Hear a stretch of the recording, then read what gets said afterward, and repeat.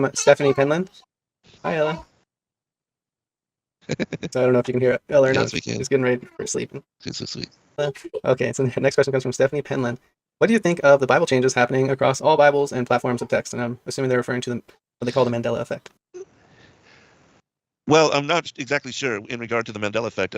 With regard to the lying pen of the scribes, I know that there are a lot of people that are changing and altering and trying to normalize certain behaviors and theologies, and that a lot of these private translations are coming forth, and that they are diminishing the role and also the provenance, the dominion of the Messiah in removing, in the same way that the English and Greek translations remove allusion to the word of the Lord and to what is when you read the Aramaic translation. Um, Clarity on his role and how, as he said that before Abraham was, I am. That without a doubt Christ was the pre-incarnate aspect, the word of the Lord that is mentioned all throughout the scriptures, and which can be found, spoken about, and alluded to 219 times in the first 5 books of the Pentateuch, in the original translation. And this is something that I'm going to go into with a study. My son wrote a book about all this as well, and I think it's a very important revelation. So it's something that we will talk about. But with regard to the Mandela effect, I don't know if, and I'm not familiar with all of the changes, and I don't know if they are diminishing the quality of the word and the prophetic nature of it. I know that some words like instead something about instead of lions, they are now mentioned as wolves or something of that nature. But again, I'm not familiar with the exact alterations. But if you are alluding to the private translations that are coming out, like the NIV and others, that Thomas Jefferson also did the same. In his time, he did not believe in the miraculous nature of the Most High to perform miracles, to heal people, and to do the things that are alluded to in Scripture, and that the eyewitness of the apostles and so many others had preserved within the written accounts. And so he tried to create his own translation back in the 1800s, which removed the supernatural aspect of the word of the Lord from the scriptures at that time. So there's nothing new under the sun, and that this same thing is happening in this day. And again, even for a lot of religions and peoples, they did not deny the divinity of Christ, and a lot of people have difficulty believing that the Most High God would even have a son.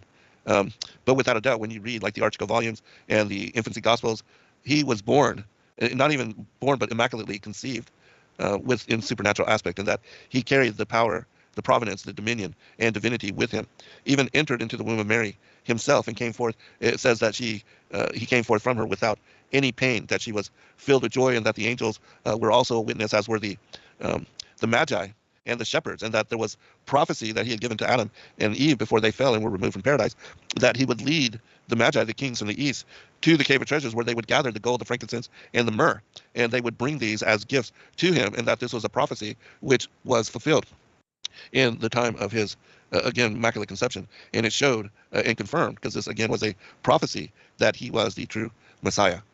But there's been changes since the 4th century BC, when the Aramaic Targum preserved what I believe was a true rendering of the Hebrew Torah into a different language, and that by the time of the 1st century, the Greek Septuagint had removed a lot of the allusion to the word of the Lord, in the same way that we inherited those translations in the King James and the Latin Vulgate, that even the names of the Most High and the Father have also been removed from our translations. But people don't understand and know a lot about that, but it is part of the legacy of what I believe is described in the scriptures as the lying pen of the scribes, because the seed of the serpent, the seed of Cain, has been trying to hide who Christ is, and that he truly was given even before his birth, his immaculate conception, into this world, that he was assigned this role as Savior and Messiah, and that, as John said, behold the Lamb which take away the sins of the world, that even on April 4th, when we celebrate Passover, that he was the Passover Lamb, that being crucified on the cross, that the promise of eternity is through him, that he gives us and allows us,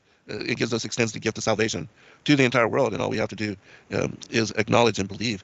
And so the work that we do here is to help people to acknowledge and to recognize that gift, and also how he truly is part of the pre-existent Godhead, the Holy Trinity, which all things had come from, as John chapter 1 also references.